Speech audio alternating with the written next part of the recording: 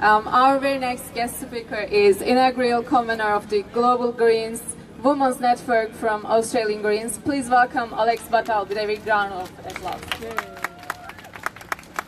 Hi everyone, I'm very sorry I was late. I was down at the Equal Marriage Rally. It's so enormous I couldn't get out of the crowd, so it took me a while.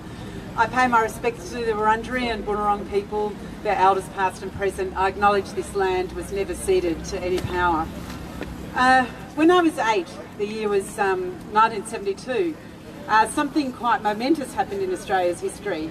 A Whitlam government was elected, the Whitlam government, the Labor government. It was a great reforming government in Australia's history. And early the next year, I witnessed the end to the White Australia policy, as Whitlam lifted the final restrictions of that policy. I have a vivid childhood memory from that time of my father rushing home early from work one day and changing into his best white turban and going to claim his Australian citizenship at our local civic centre.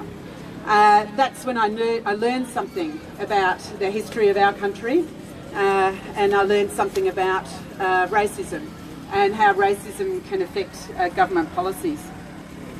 That achievement was quite a monumental achievement for equality, but it was very hard won. Over the course of the previous 2 decades, in the 1950s and the 1960s, it took the combined efforts of church groups, unionists, students, the courage of Aboriginal leaders such as Charlie Perkins to bring down white Australia. As migrant background Australians today, we need to continue the work of those who went before us.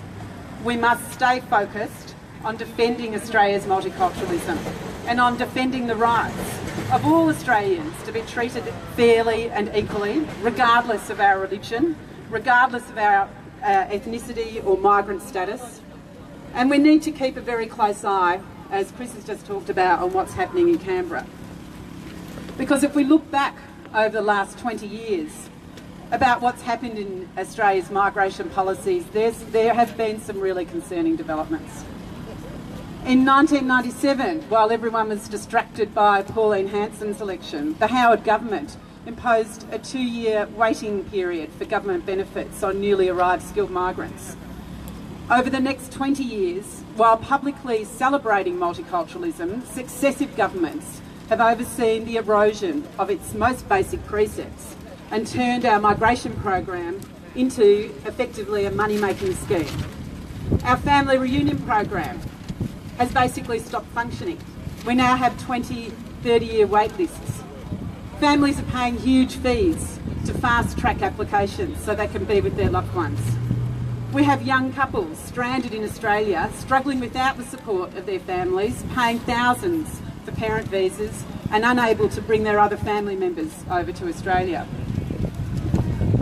The fact we had no categories of distinction between migrants and the Australian born, unlike in so many other countries in the world, was a key to our success as a multicultural nation.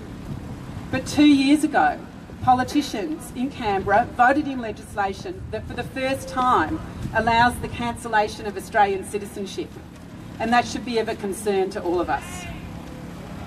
And let's not forget, as Chris was talking about, the brutal persecution of refugees and asylum seekers over the past 25 years in this country. More than 150,000 people under that regime.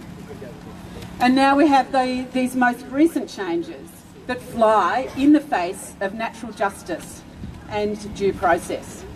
It's going to be a challenge to come back from this, but despite the best efforts of our federal government, we can take heart from the fact that still 75% of Australians value multiculturalism. We need to draw on the combined power of our migrant communities and work with Australia's First Peoples for a Bill of Rights that will mandate Australia's international human rights and migration rights, obligations and commitments into our domestic law and protect all of us. It's not enough just to celebrate multiculturalism. If we value it, we need to prioritise defending it, and that means treating migrants to this country fairly. If we act now, we will be able to preserve the integrity of our Australian multiculturalism and its fundamental precepts that every person in Australia is equal before the law, and that all of us should be equal in our entitlements to citizenship.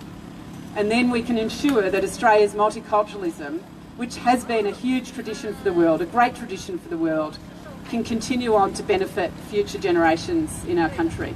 Thank you.